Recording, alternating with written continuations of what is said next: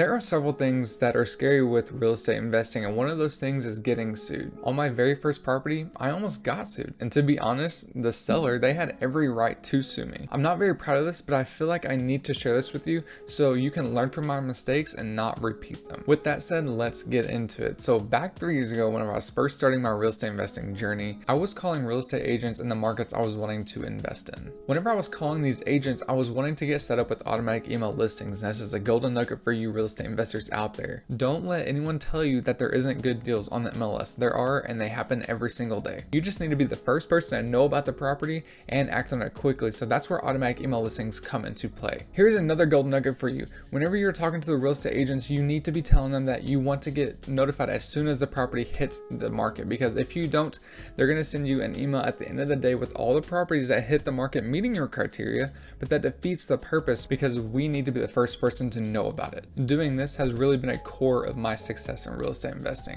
And if you're liking these golden nuggets that I'm putting in these videos, go ahead and hit that like button for me so I know to keep doing it. Also, while you're down there, hit that subscribe button down below and click the bell icon to get notified when I upload a new video just like this one, so you don't miss out on the next golden nugget. Now back to the time I was almost getting sued. After I got set up with automatic email listings and the markets I was wanting to invest in, I got an email from one of the real estate agents with a property that met my criteria. I was going to be cash flowing $600 a month, and before I go any further, if you want to know how I was getting that high of a cash flow, I'm going to have a free training in the comments down below this video. It's just going to be a link if you want to go check that out. This property had roughly 10% equity in it, and I acted on the property, got it under contract within 2 hours of getting that first email. After this, we went through the normal process of buying a piece of real estate, getting the loan, doing inspections, getting the appraisal, etc. After about 3 weeks, the bank contacted me saying that, hey, we need to extend the closing because they need to finalize some details, which that's fine.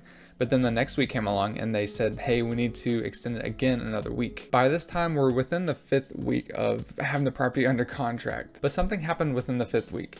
I got an email from a real estate agent in a different market with another property. I remember sitting in the kitchen in my rental house I had at the time. I was looking at this property on my email inbox, and I just knew this property was the property I was supposed to buy. This property had better cash flow. I was going to be cash flowing $700 a month. It was newer. It was updated. It had roughly 15% equity in it. It was in a better location, etc. So what I did was I had my real estate agent run over to the property really quick, grab some videos, sent it back to me, and we put the property under contract within 2 hours. Now that we are 5 weeks into my other property's contract, I was kind of in a sticky situation because now I had 2 properties under contract and I can only buy one. Either continue with the property that was being cash flowing $600 with 10% equity, or another property that had $700 a month in cash flow and 15% equity that was better location, etc. Let me know which one you would have done in the comments down below this video, because I want to know if you would have just stuck it out because you already had 5 or 6 weeks into the first property, or completely wipe it